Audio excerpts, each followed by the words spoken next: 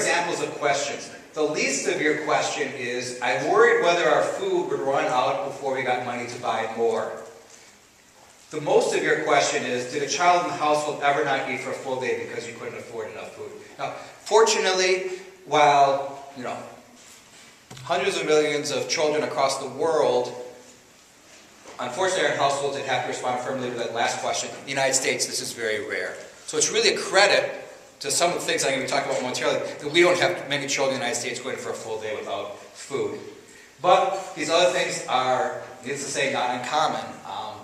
So for example, Donna and I were talking about the challenges facing students at Parkland with having enough food to eat. So they would respond affirmatively to the second question. Did you or the other adults in your household ever cut the size of their meals or skip meals because there wasn't enough money for food?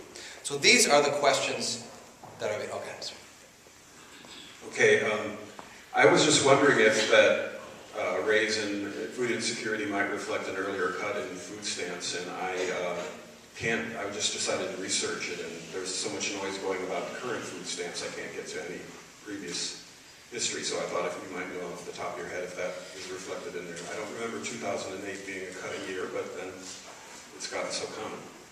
Right. In 2008, they actually raised the food stamp benefit. So if anything, it helped ameliorate some of the impact of the Great Recession. So those results probably would have been higher if it hadn't been doing that. So that's right.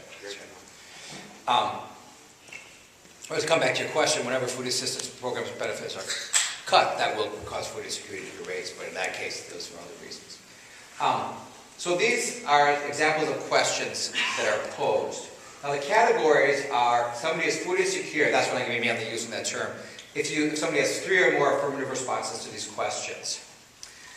Note that if you respond affirmatively to one of these questions, you're considered food secure. So a household that's worried whether their food runs out, and that's the only concern they have, they're considered to be food secure. This is a high hurdle to get over. I'm not exaggerating. There's about 50 million Americans are food insecure under the usual definition. If we expanded it out, such that if somebody was responding affirmatively to one question, we would have about 10 million more food insecure households in the United States. If somebody says, oh, that sounds too high, 50 million, my response is, well, actually, it's a relatively conservative estimate. So, just wanted to mention that. So this is how we come about food insecurity questions. Now I'm going to talk about Illinois. So this is what Donna mentioned. We have something called Map the Meal Gap.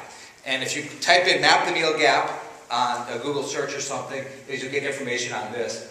And, I can't say enough good things about Feeding America. Just an incredible organization to work with. And they put this together with funding from Howard Buffett Foundation and from ConAgra Foods Foundation.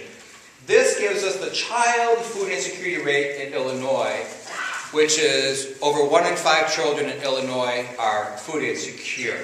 So this is slightly higher than the national average, but roughly about the same as the national average.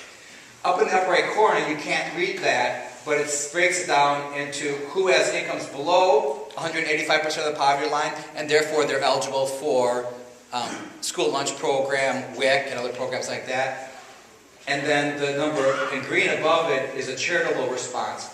About 1 in 3 children in Illinois are not eligible for national school lunch. 1 in 3 children in Illinois who are food insecure are not eligible for national school lunch program. So they have to go to food pantries and other places in order to get enough food. This comes back to the importance of the charitable response to the challenges of food insecurity in our community. So this picture here, though, gives you some notion about what's going on in Illinois. The darker colored counties are those with higher rates of food insecurity. Now, these are the rates of food insecurity. Okay? Needless to say, if we look at the number of children in Illinois who are in food insecure households, it's going to be heavily concentrated in Cook County. So this gives you the rates by county. And you can see some of the higher rates of food insecurity. And one thing you'll notice about these are some pretty rural counties that have high rates of food insecurity, which poses their own particular challenges. So that's for Illinois. This allows us, now we can look at the Eastern Illinois Food Bank. Eastern Illinois Food Bank, I'm sure many of you are very familiar with them. They do a lot of incredible work in the area. And this is the food insecurity rate in the Eastern Illinois Food Bank is 21% amongst children, which is slightly lower than the child food insecurity rate for Illinois. And we can drill down even further with this and look at the food insecurity rate in Champaign County, which is 19.2%. So, Champaign, we're better off than the rest of Illinois. At least from my perspective, 1 in 5 children suffering from food insecurity is too high in Champaign, but it's relatively better than the rest of the state.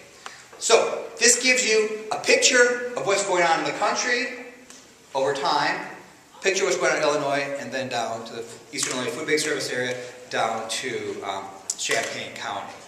So, we have this serious problem in the United States. The question then becomes is, what do we do about it? And I want to now turn to what we want to do about it. We want to do something about this.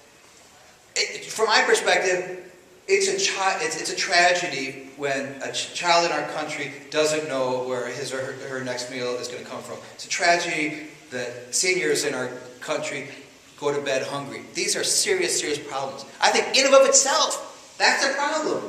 What makes these problems even more serious is that there's serious health consequences associated with food insecurity. We've done a lot of work, both amongst seniors and amongst children, to demonstrate these health consequences. So not only is it sad that the food insecurity is occurring, it also causes these health consequences, which can have financial burdens on people. So I wanted to point that out. Okay, so now I want to turn to this. Okay, so here's kind of how we came about this. So in the United States, income is clearly a pretty big determinant of whether or not a household is food insecure. Okay? Unemployment's a pretty big indicator. Let's take unemployment. The Republicans don't have a solution to unemployment. The Democrats don't have a solution to unemployment. Unemployment is very, very difficult to reduce. I mean, I think we all recognize that, and neither party really has a solution to that. And there's other things that are difficult to influence. It's hard to do these things. And some people are like, well, until we address poverty, until we address unemployment, those are the fundamental things. I think a different approach is to say, what can we do with our existing tools to address this problem? Yeah, maybe 10 or 15 years, we should strive to have lower rates of poverty, without a doubt. And that's my main focus of my research. But we also have to say we have tools that can reduce food insecurity today. Let's be sure to utilize those tools. Having discussions about these other things are great, but we know also that we can do things today. So, in this work for Conagra Foods Foundation, these are the 5 main things that we've understood from the research that can lead to reductions in food insecurity. And these can have profound influences on food insecurity, and that's what I'm going to turn to right now. Okay. Before I turn to any questions. Okay. I put this in bold print because I had to fill out the full left-handed side of the page. But the reason I want to emphasize this, the primary goal of SNAP is to alleviate hunger in the United States. You have some crazy people who talk about, we should be using SNAP to address other issues and stuff. But we have to remember, it is to reduce hunger in the United States. Back in the 1950s, we had people in the United States who were suffering from stunting and wasting and other problems associated with severe malnutrition. Okay? In 1964, the food stamp program, now known as SNAP, began. A colleague of mine, Jim Zilak at the University of Kentucky, and 2 colleagues of mine at the University of Wisconsin, Tim Smeaton and Judy Barfield, we put together a conference at Brookings Institution called 50 Years of the Food Stamp Program, where we went over looking back over the food stamp program and looking into the future for this program. And the constant theme that was coming up was, that this program filled a really big need that we had in the United States to address the problem of hunger. I don't think it goes without much exaggeration. The reason we don't see stunting and wasting in the United States today is because of SNAP. We can't have a discussion about ending hunger in the United States without having SNAP at the forefront of this discussion. In fact, I'm going to mention 4 other things that we have to do. SNAP has to be... Those other 4 things don't matter if we don't address SNAP. Okay, so I'm emphasizing this is it's by far the largest food assistance program in the United States. The benefit levels, they're large. I mean, this is really important.